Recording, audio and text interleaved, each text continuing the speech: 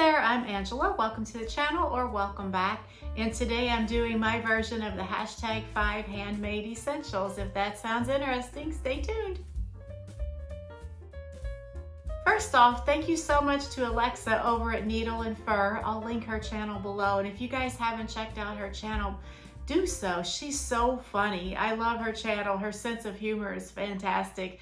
So she tagged me to participate in this, and I thought, yes, that sounds like so much fun. This was a hashtag, a challenge. I'm not sure if that's what you would call it, but it was started by Sarah over at Naughty Gnome. I'll also link her channel below. So the idea is to name your picks for 5 different categories of sewing patterns: tops, bottoms, one piece, layers, and then the 5th one is a total wild card. You can choose anything you want, even if it's not a garment.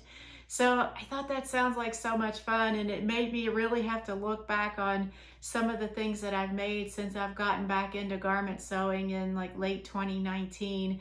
And I haven't really made a whole lot of garments in those past 3 years, but a few, enough for me to have kind of formulated some ideas of what I would consider my own handmade essential.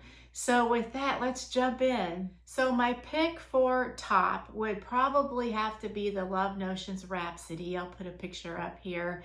The reason why this would be an essential for me is because this pattern is so versatile. Any variety, like all the different sleeve variations, you can use a dressy fabric and it could look stunning, or you could use just like a plain Jane cotton fabric and it could just be more casual everyday wear. I did make this top as part of a challenge that Michelle over at Michelle Sews Again, I'll link her below, did, I think it was just last year, for Sew Purple to End ALZ. And I had so much fun making this, and I love the way the top turned out. For the second category, bottoms, I had a tough time narrowing this down. I really have 2, and if pushed, I probably would have to go with McCall's M8099. And these are a pair of cargo pants / joggers that, kind of like the Rhapsody top, you can make it as elegant or as down to earth. Like I've made this pattern twice, and the first one I used a heavy twill, and these are kind of rugged pants with all the cargo pockets, and I love these pants. I wear the heck out of them. Then when I made it the second time, I used like a dressier fabric, and I had wanted to make the longer, like the jogger length version, but I didn't have enough fabric. So I still made the shorter version, but they definitely look a little like less rugged. Like I'm not gonna go out and hike in these pants just because the fabric's just, it's like shiny, it's like silkier texture. So they are more pants that I could dress up. And the second pattern, if I could pick 2, like the Love Notions duet trousers would be like a very close second. This was really tough. It's just because I love cargo pants so much that the McCall's pattern kind of won out on this one. And the third category, one piece, this was also tough just because since I have gotten back into garment sewing, I haven't made too many dresses, rompers, jumpers. I really haven't made that many. It's mostly been like tops and pants and a couple of skirts. And given that, I think I would have to go with the True Bias Shelby.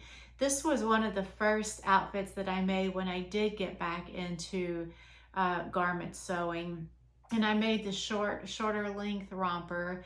I'll put a picture of the pattern up here. And the reason why I would say that this kind of won out over the other couple of like dress patterns that I had in mind was because this has more options to it. You can do a dress or the jumper, like with the split leg, the pants. You can do a longer version or a shorter version. So that's kind of what pushed it to the top. This was my first indie / PDF pattern that I'd ever made. So it kind of holds that place of uniqueness in my sewing life. And the fourth category, layers. I am choosing another McCall's pattern. It's 8120, and I made this, it was probably sometime early last year, and I love the way that it turned out. It was an easy make, and the reason why this would be like my essential layering piece is also because you have options. You can make it like the shorter length, which is what I did. And actually there's 3 different, if I'm remembering correctly, and I'll know when I put the picture up here, there's 3 different length variations on this one. And I'm sure you could probably make it even longer than the longest version on the pattern.